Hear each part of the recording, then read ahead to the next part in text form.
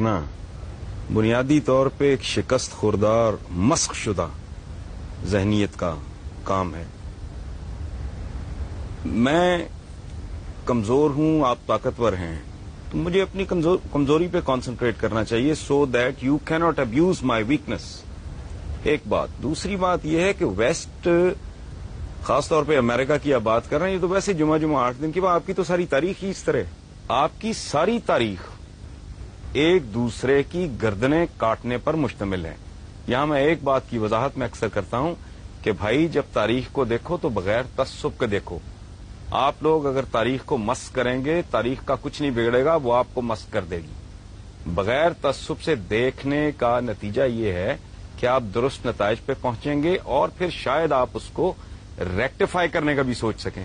اگر آپ اپنی کجی، اپنی کمزوری، اپنی غلطی، اپنے جرائم، اپنے گناہ، اپنی حرکتیں، اپنی پرفارمنس ہی نہیں ماننے کو تیار، اس کے علاج کی تو نوبت ہی نہیں آئے گی. آپ کی ٹوٹل ہسٹری، یہ ویسٹ کو گالی دینا، ویسٹ کو برا کہنا، وہ چھوڑیں، وہ تو ہمارے رائیولز ہیں.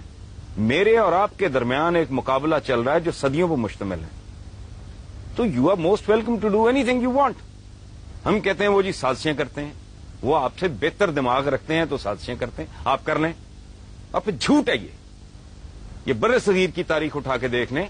لارڈ کلائیو کے ساتھ 200-250 گورا تھا، باقی سارے ہم ہی لوگ تھے، ہمارے ہی بزرگ تھے. بکسر کی لڑائی میں شاہ عالم ثانی کا انہوں نے جو حشر کیا ہے، لڑنے والا کون تھا اس کے خلاف؟ بابر کو کس نے نکالا تھا فرغانہ سے؟ اس کے چچاؤں نے. یہاں کے اس نے کس کی گردن اتاری سب سے پہلے؟ ابراہیم لودھی کی.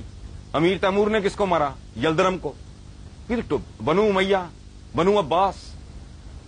یہ آپ کے ہاتھ سے اسپین گیا، اور پھر یہ اپروچ بھی غلط ہے. اسپین چلا گیا. اسپین آپ ابا آپ کی بری میں لے کے آئے تھے. آپ طاقتور تھے اس وقت، آپ ایکسپینڈ کر رہے تھے. آج وہ طاقتور ہیں، وہ ایکسپینڈ کر رہے ہیں. جب آپ اپنا ورلڈ آرڈر، جب آپ میں سکت تھی، دم تھا، جان تھی، تو آپ اپنا ورلڈ آرڈر امپوز کر رہے تھے. آج وہ کر رہے ہیں. رونا کس بات کا؟ اس کو گالی مت دیں، اپنے گریبان میں جھانکیں. ہمارے پنجابی میں کہتے ہیں اپنی منجی تھلے ڈانگ پھیرو تو انہوں سمجھ آئے. آپ کی ٹوٹل تاریخ، یلدرم پورے یورپ کو اس نے آگے لگایا ہوا تھا. امیر تیمور صاحب یہاں سے روانہ ہوتے ہیں، جا کے اس کا ستیہ ناش کر دیتے ہیں. مغلوں کا دور دیکھ لیں، کہتے ہیں جی انگریز نے ڈیوائڈ اینڈ رول کیا. کدھر ڈیوائڈ اینڈ رول کیا؟ انگریز تو آیا کو جہانگیر کے زمانے میں غالباً. Please correct me if I am wrong. Sir Thomas Roe وغیرہ.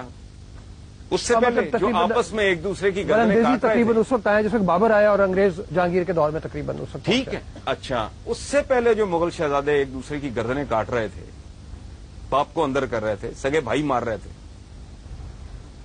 شیر شاہ ان کے ساتھ لڑ گیا. یہ ٹوٹل پاور پلے ہے، صدیوں سے چل رہا ہے. محمد بن قاسم کو کھال میں سی کے بش نے بھیجا تھا. عبیدہ بن الجراح کے ساتھ کیا ہوا تھا؟ آپ کے جتنے جنرلز ہیں جس کو آپ اتنا گلوریفائی کرتے ہیں، کبھی اپنے بچوں کو پڑھائیں ان کے انجام کیا ہوئے تھے؟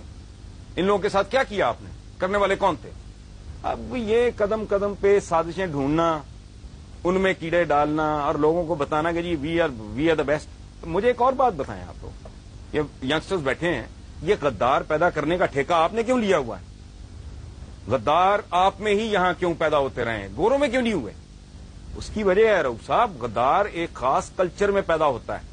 جہاں فرد اور ریاست کا مفاد اس طرح ہو جاتا ہے نا، وہاں غدار پیدا نہیں ہوتے.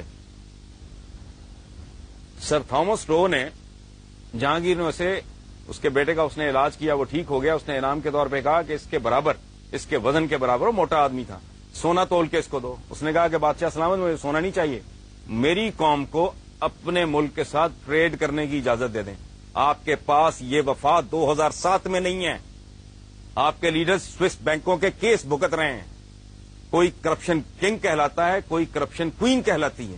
آپ کے ساتھ، آپ کے پاس اپنی بدنصیبی پہ غور کریں، یہ کمٹمنٹ 2007 میں نہیں ہے.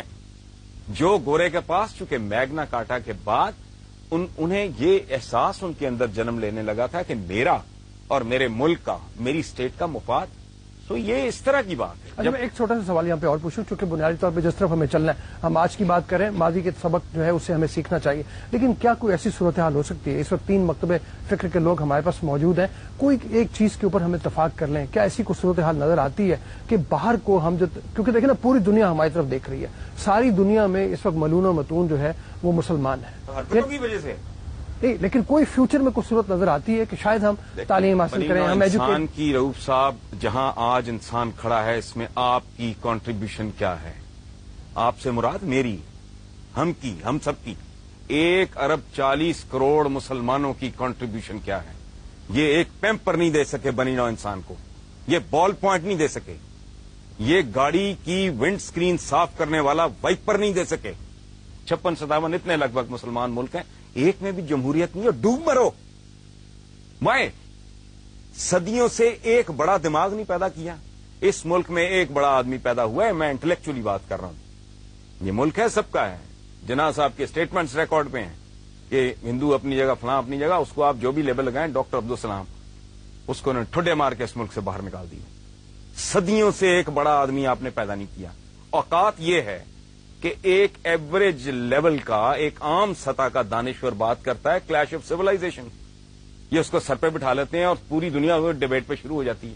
क्लैश ऑफ सिविलाइजेशन तो है ही नहीं, ये क्लैश ऑफ फेथ्स है। सिविलाइजेशन तो उनके पास है, आपके पास कौन सी सिविलाइजेशन है? बकरे में पानी इंजेक्ट करके उसका वजन बढ़ाने वाले, अपने बच्चों को नापाक गंदा गलीज दूध देने वाले, लाइफ सेविंग ड्रग्स में मिलावट करने वाले, जाली दवाइयां बनाने वाले, ला कानून, किसी मुल्क में ना आईन है ना कानून है, ना आवाम की कोई इज्जत है ना इज्जत है नफ्स है। आप रोटी नहीं दे सकते, इज्जत तो दें, आप वो भी नहीं दे सके। कौन सी ऐसी चीज, मुझे इतने यहां बच्चे बैठे हैं, इतने माशाल्लाह इस मुल्क की क्रीम बैठी है, मुझे एक बात, मैं दावा कर रहा हूं इतना बड़ा, एक बात बताएं जिस पे आप फख्र से कह सके कि ये हमारे पास है जो दुनिया में और कहीं नहीं है। ठीक जी, एक सेकेंड जी। पाकिस्तान में 3 तरह के मुसलमान अभी हैं।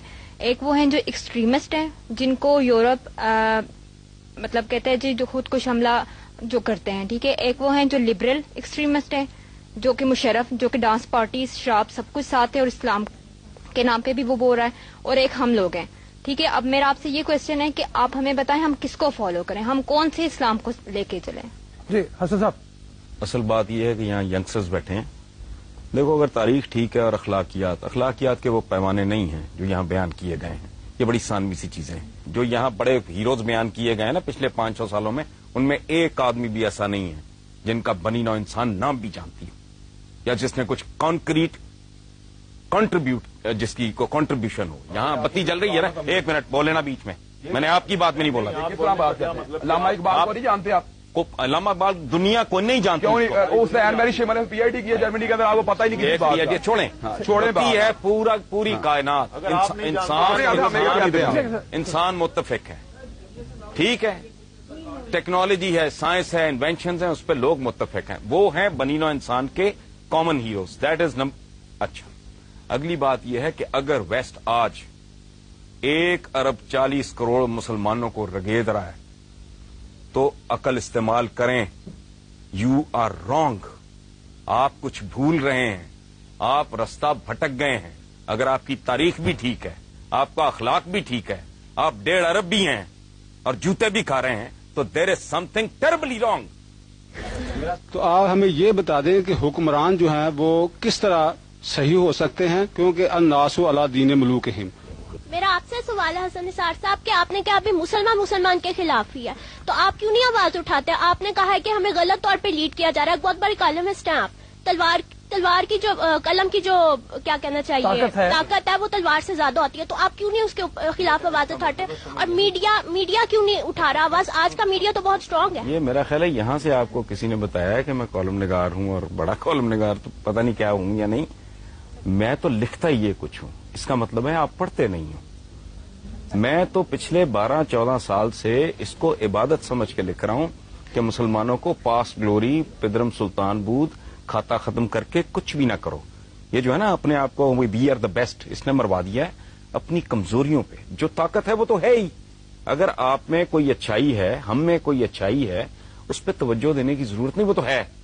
اصل بات یہ ہے کہ اپنی ہم کمزوریاں ڈھونڈیں، ان کو آئیڈینٹیفائی کریں، پھر اگلے مرحلے میں سوچیں کہ ان کو ریکٹیفائی کیسے کرنا ہے، تاکہ اتنی بڑی تعداد میں ہونے کے باوجود ہمیں اس ذلت اور رسوائی کا سامنا نہ ہو جو دنیا میں آج ہمارا مقدر بن چکی ہے. دس از واٹ آئی ایم رائٹنگ.